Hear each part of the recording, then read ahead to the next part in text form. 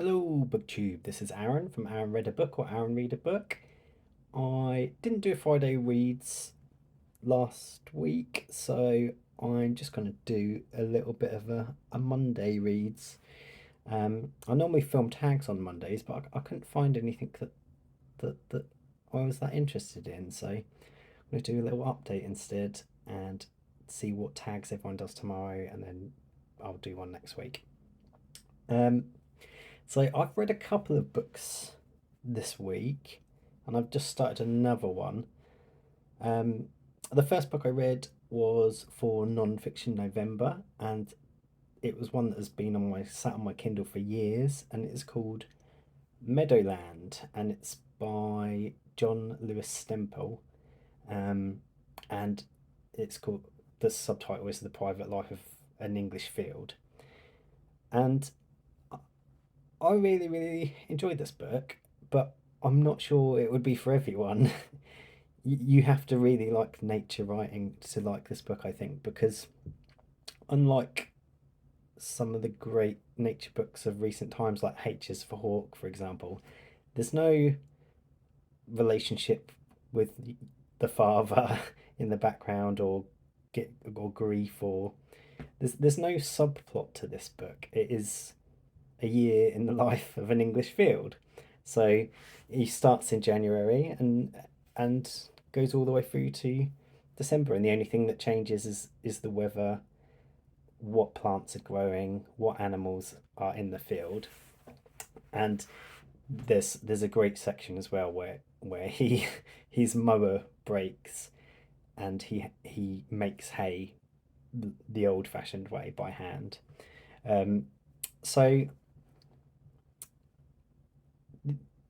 he's he goes through all the different plants and uh, and animals in the field. So you get sort of there's sort of little personalities and stuff. Like I've learned a lot of disturbing things about moles that I didn't know.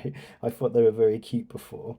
Um, and um, he also goes a bit into the history of farming in England. So you can tell uh, Lewis-Stempel loves the English countryside. He talks about it all the time. He talks a lot about English poetry that has to do with the English countryside, like Clare. He puts lots of quote quotes lots of poetry in there. Um, but he goes into the history of farming methods and stuff as well. And the only things you really learn about him is little snippets about his family and the history of his family, um, which is quite interesting. Um, but yeah, so he does delve into that, and he talks also about how, which is something I didn't know, is because this is a meadow, a hay meadow, and apparently they're super rare now. It's like since the 1930s or something. Or maybe it was World War I, but hay meadows are basically gone. There's like 98% less or something because of the introduction of like fertilization and things. So there's very few actual wild hay meadows now, and they're they're interesting sort of ecosystems. And there's lots of plants and things that won't grow if you use fertilizer. So um, it's super interesting how in depth he goes into that. And the writing's also very pretty. He's a very good writer, so, and he has a few other books. So I may delve more into it. So I would advise it to fans of nature writers who love the nature writing part of nature writing, because there's no subplot. You have to really enjoy that, and it's very English. So if you love England and reading about England, I advise it. It's very much a book olive book. So although I see she hasn't reviewed it, so maybe it's one that she will review in the future.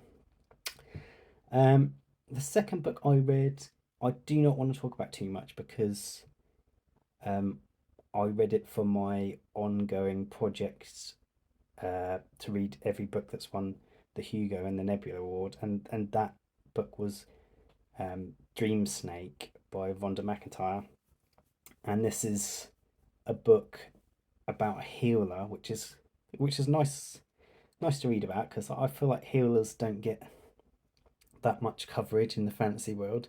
In fantasy games, the healer's often the role that is hardest to fill in like mass multiplayer online role play games. Basically, no one wants to be the healer. Um, so it's nice to see that covered, and she heals using snakes and by manipulating DNA and stuff in snakes. Um, so that was really interesting. But the book itself was disappointing to me. It felt unplanned, like a NaNoWriMo project in a way. Um, I think it's because possibly it was expanded from a small a novella into a large book, and it just feels like the author hadn't it planned what was going to happen. It felt a bit slapdash. Um, I liked her writing though. It was just her planning and stuff that I didn't like, and her world building to some extent, and character motivations and things.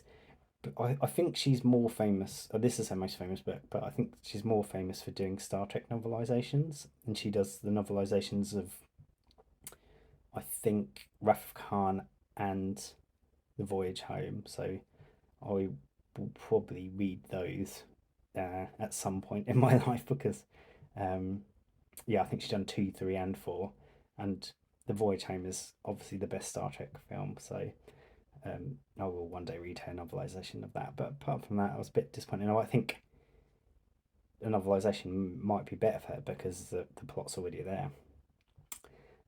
So that's all I've completed. I might try and read another book on the Hugo and Nebula Award list so I can when I get through. I've not got that many left to go, and hopefully I can get most of them done before I finish my little project. What I have been reading instead is I keep seeing people on BookTube recently reading Agatha Christie, and it's given me FOMO because it's been a while since I've read an Agatha Christie, and I bought all these sort of old people ones that have huge text in them from when I was in Cornwall.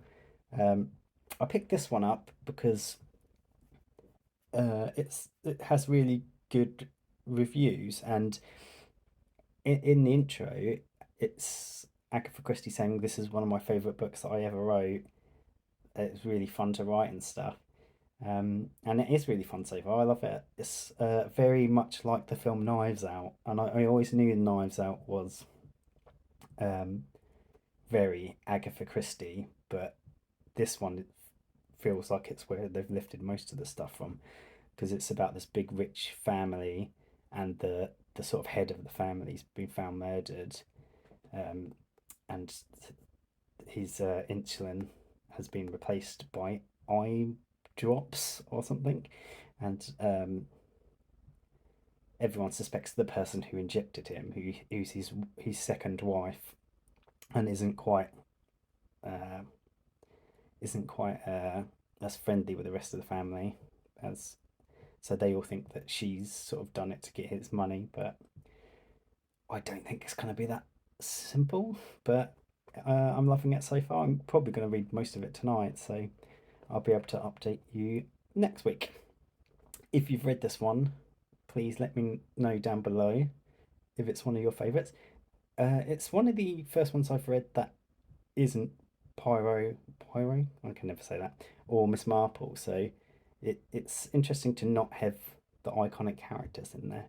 But let me know if you like this one, and if you've read Dreamsnake or Meadowland, and if you have other books like Meadowland, because I do love them. Um, I do love nature books, but I haven't read that many of them.